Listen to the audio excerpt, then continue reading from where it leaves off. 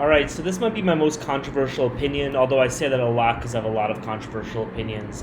I think that Ocean's 12 is the best Ocean's movie, and in this video I'm going to tell you why. But I'm going to kind of structure it as a ranking of Ocean's movies, even though we all kind of know what number one is going to be. So these are the Ocean's movies: Ocean's 11, Ocean's 11 written out 11, Ocean's 12, 13, and Ocean's 8. So let's get to it. First one, DNQ. Ocean's 8. I don't consider this an Ocean's movie. I'm sorry.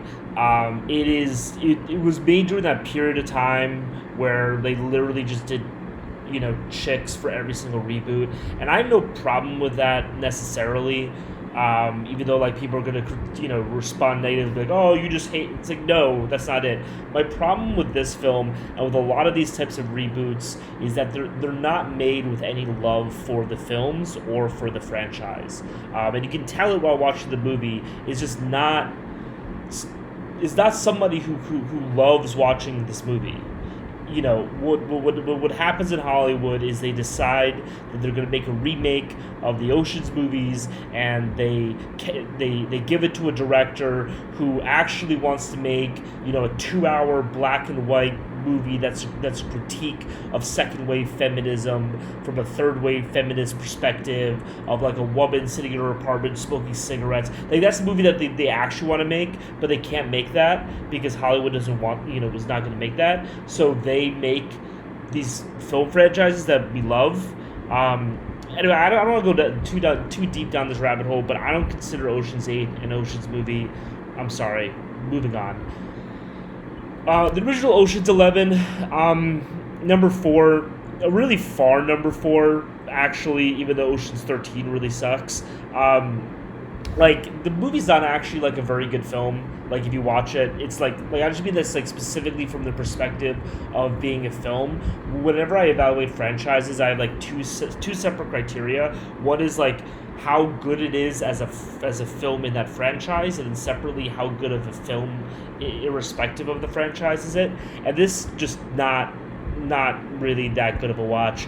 It's just very dated in terms of the structure, in terms of like the overall feeling of the movie. Is just it's not there, and it's even worse after watching Ocean's 11, and I think that might have been the problem when I watched it. Is I'm such a big Ocean's 11 fan that I tried to watch the original, kind of hoping for it to be kind of like Soderbergh's Ocean's 11, and obviously it's nothing like that whatsoever. It's what they mean, like fast-paced, suave film. They mean something completely different.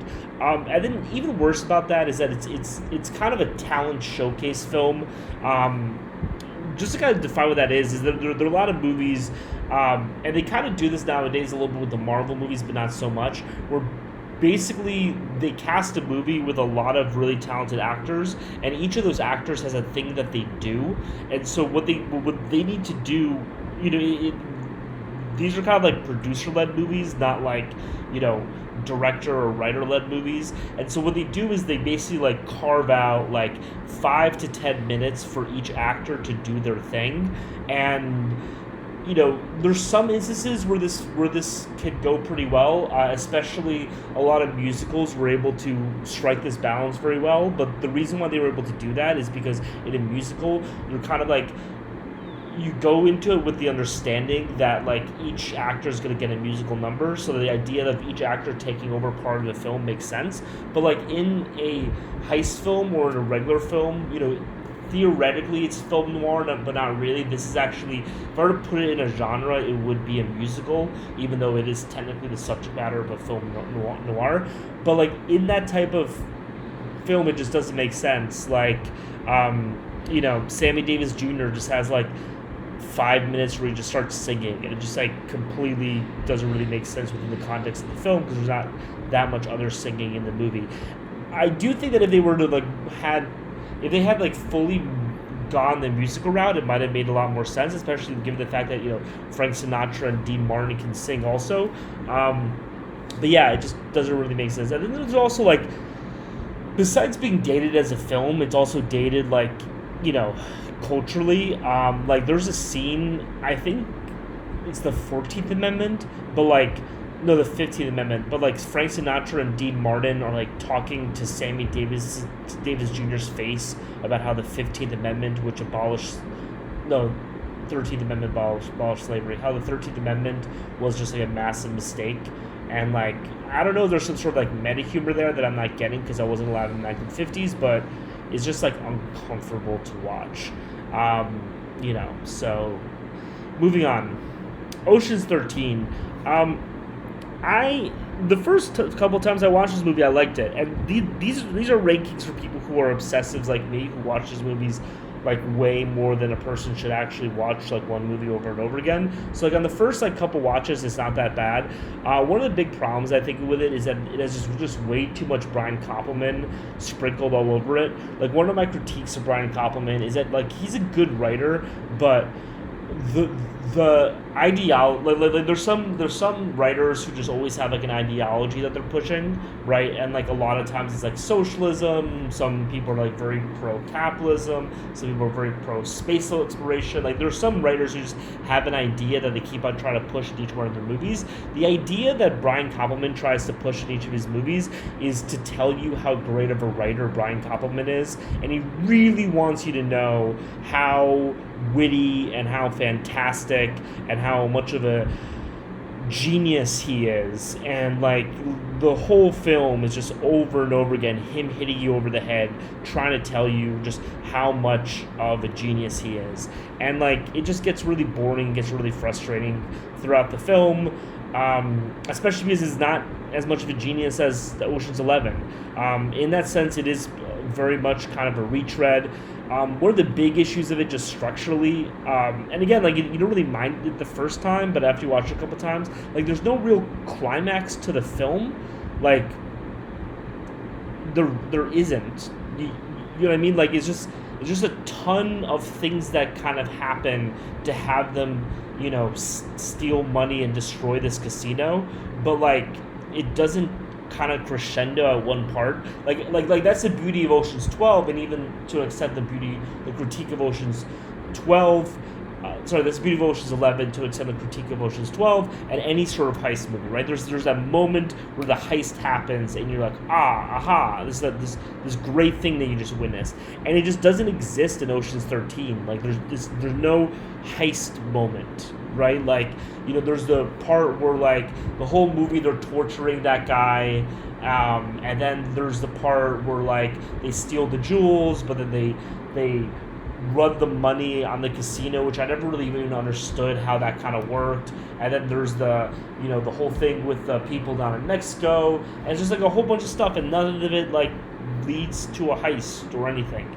And in that vein, it becomes a showcase as well of these different actors. I think that like one of the separate problems, besides just Brian Koppelman just trying to be awesome, is that by this point, like it's hard to say like in 2000 when Ocean's 11 came out.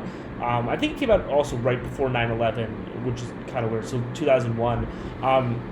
That like George Clooney and Brad Pitt and like Matt Damon weren't huge stars, but like they kind of like were still a little bit on the rise a little bit, I feel, while like by this point every single person in the film was like a major star. You can tell that there were a lot of things that were done simply because they weren't able to get everybody in the same room at the same time.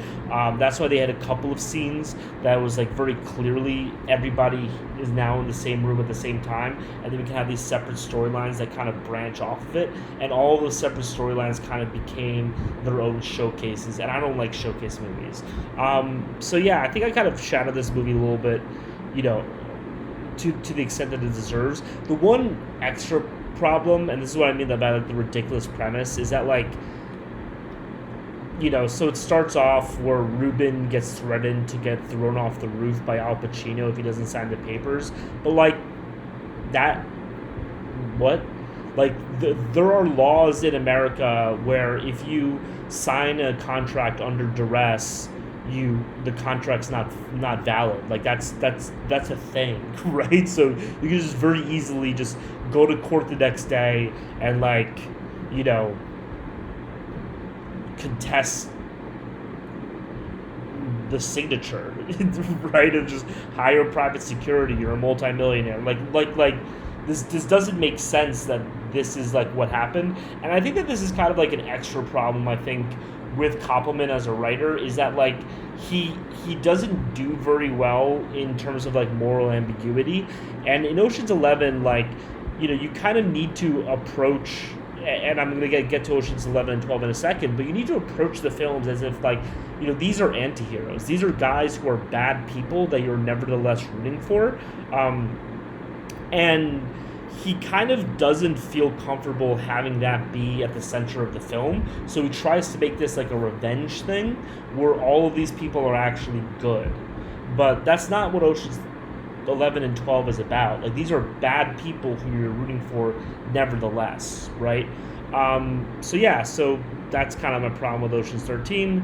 I think it's the worst of the Ocean's films by far. But now let's get to Ocean's 11. Number 2, we kind of guessed, because the title of this film is the Ocean's 12 is the best film. Suave, fun, elegant, just really, obviously the famous great twist. I heard somebody on a podcast talking about how this is the first superhero movie that kind of predated the Marvel films. Now, to push back on that, there are movies in the 50s and 60s and 70s that do kind of do the same thing. But like, this really was the first time in the modern film era, which I kind of define as like 1990s to today, where you really had like a cast of A-list actors like this all together in one film, and really as a team, right? Like the movie was like, let's get together a team to do X, right? Which is what modern superhero Marvel type films are. So it really was the first one of those, just the best. I don't even know like ways to praise this film, because it's just so fun and entertaining. Maybe I'll do like an hour-long video where I go beat for beat in this. It's just, an amazing film. The big problem, the critiques of it, and I do have to kind of include critiques because I am saying that Ocean's 12 is better, is that there are parts of it that kind of drag on a little bit on rewatches. But again, I've seen this movie 100 times, 100 plus times. So after 100 watches, most things drag on. But for example, there's this 15 to 20 minute bit where they had this thing called the pinch that they used to take out the electricity, but then they need to get a bigger pinch. So they're going to turn off the electricity underneath Las Vegas, but then what happens is they demolish a building, and then the Las Vegas Power Authority realizes that, so they need to steal this thing called a pinch. And there's a 15 to 20 minute scene where they do it, and it just kind of feels unnecessary. On rewatches, it kind of feels the movie was 20 minutes too short, and they just wanted to add an extra 20 minutes to the film. And then also the Livingston recruitment scene, just a lot of very small scenes that kind of drag on when you watch it over and over again. And then finally, there is one really big plot hole, and actually in preparation for this video, I looked it up, and this is a thing on the internet, and apparently Steven Soderbergh was confronted about this, and he just shrugged his shoulders. So the beauty of this film is how much of an elegant puzzle it is, right? How everything kind of converges perfectly at the ending. And so if you have a huge plot hole that kind of makes the whole heist impossible, then it does ding you pretty dramatically when you're talking about how good the quality of the film. But yeah, so what the plot hole is if you remember the film, they I really should have watched all these movies, so this is much fresher in my memory. But basically, they're down in the safe, and they have a fake SWAT team that comes in to arrest them. So the fake SWAT team that comes to arrest them, but before that happens, they take bags that are ostensibly filled with money, and they give it to the SWAT team to then load up onto a truck, and then that truck drives off, and then it blows up, and it's these advertisements for hookers. The problem is, how did they get those ads for nudie bags down into the safe to then put in those bags and then hand them to like the security guards. Like there's no way that logistically makes sense because I can't believe I forgot his name. The amazing yen is in that one container, and that's the only container that they have in there, and there's not enough space for all of those nudie ads, much less like one or two. So there's that like really pretty big plot hole in the film, which in my mind kind of dings it a little bit, especially because that's kind of like the brilliance of the film is that twist at the ending of the film. Anyway, so Ocean's 12. Here's why I think that is the best film. First of all, like Ocean's. I'll just put myself here. Like Ocean's 11 is an unbelievable film, but like it is a little bit too like plot focused, if that makes sense. I'm just gonna put myself here.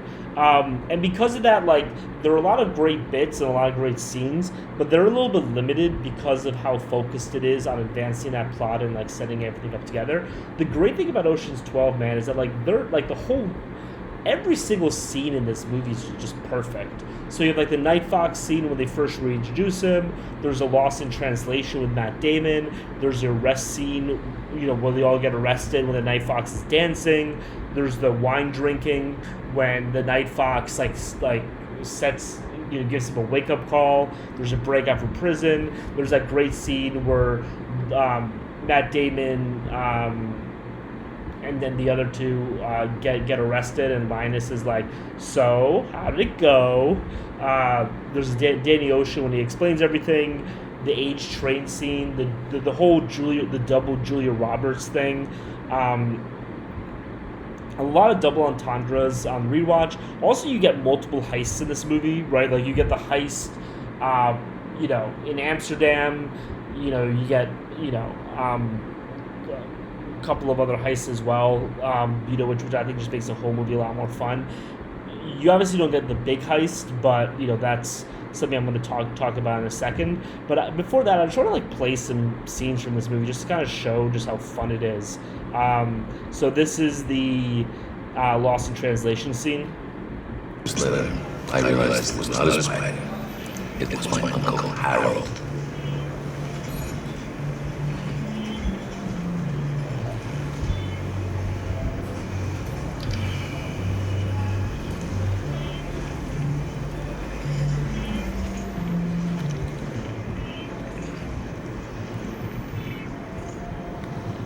Oh, let the sun beat down upon my face, stars to fill my dreams.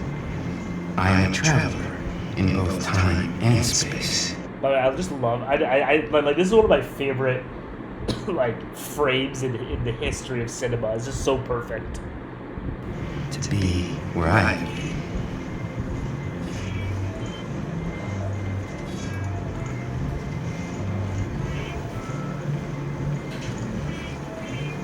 Is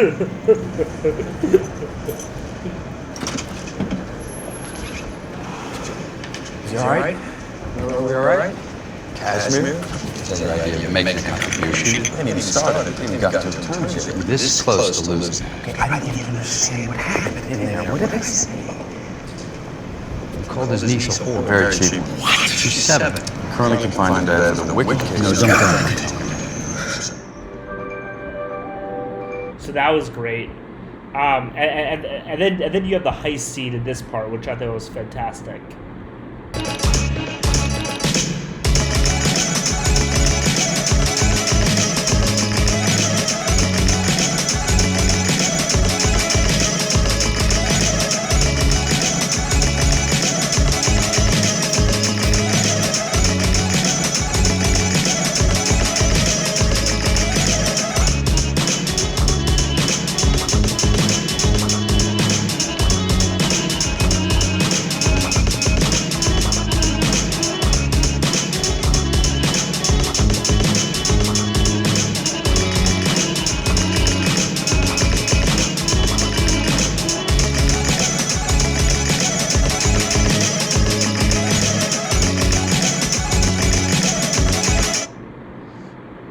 Then this great scene Plus, they were trying to pick up the bag with a friend in professional soccer teams, you know, they're fielding 50-year-old. Yeah, you know, Rusty's not 50. 50 years old. How old is the guy? 48. I'm 48 years old. 52.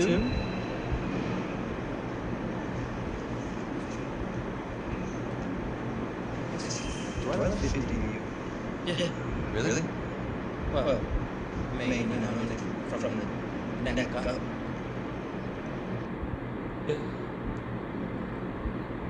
And then this.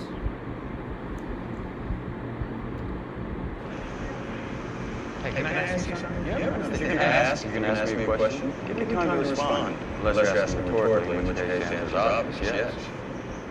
Hey, can I ask you? There was a frenzy in Hollywood when someone faces trial where someone may take you liberty. Serious. Not to anyone, especially ever. Serious. Sorry. Can I ask you? Yes. Thanks. You ever use the task tool? Don't ever ask that. Ever. Serious. Not to anyone, especially on her. Why not? Look. It's not my nature to be mysterious. I can't talk about it. I can't talk about it.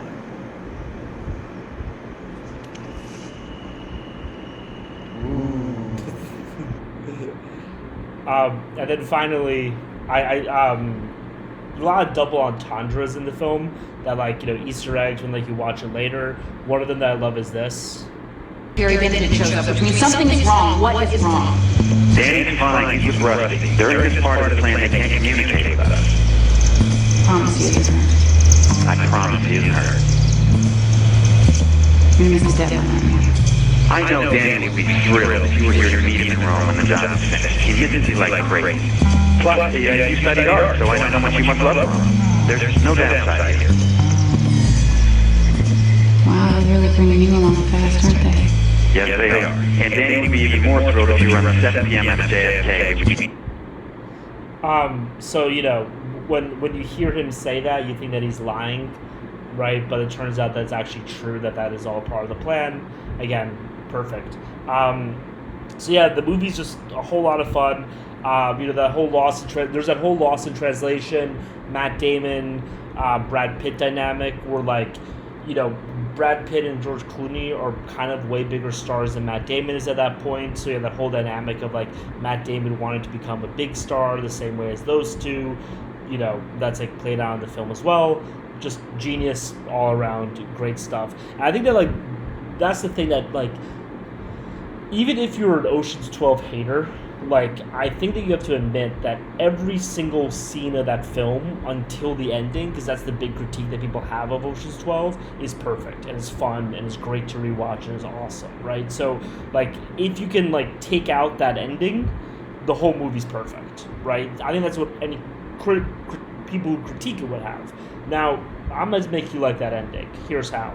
So, I think that the ending is a critique of Ocean's 11, but not a critique of the film itself, but a critique of how people watch the film Ocean's 11, right? So, like, the way, and I mean, I don't read interviews and this type of stuff, so who knows what it actually is, but this is kind of my theory, is that, like, Steven Soderbergh put out this film, Ocean's 11, that is 2 hours of just nonstop fun, action, you know, cool stuff, and, you know, just an incredibly fun film, the same way that Ocean's 12 is, and literally the only thing people could talk about was the ending, right? That was the only thing that people were interested in discussing in Ocean's 11 was the ending, right?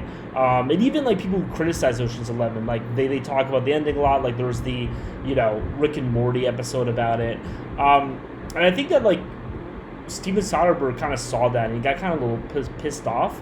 Like, he was like, look, I made this amazing movie, and all you guys care about is this one, like, 10-minute bit, right? But the rest of the movie was phenomenal, and all of you are ignoring that part and only talking about the ending. And he kind of hints to this throughout the film. So there's this running bit in Ocean's 12 with Bruce Willis, where basically I think it's like 3 or 4 different people come up to Bruce Willis and basically say, like, hey, like, I figured out the ending of The Sixth Sense before it happened. I'm guessing people did the same thing to Steven Soderbergh about Ocean's 11. Like, I think that, like, it's, you know, a commentary on, like, how people were taking Ocean's 11. And then there's this scene where, you know, Bruce Willis whispers to Julia Roberts, where it's just like, it did $500 million domestically, yet all these people are, tell him, giving me advice on it, right? And I think that's how Steven Soderbergh felt about Ocean's 11.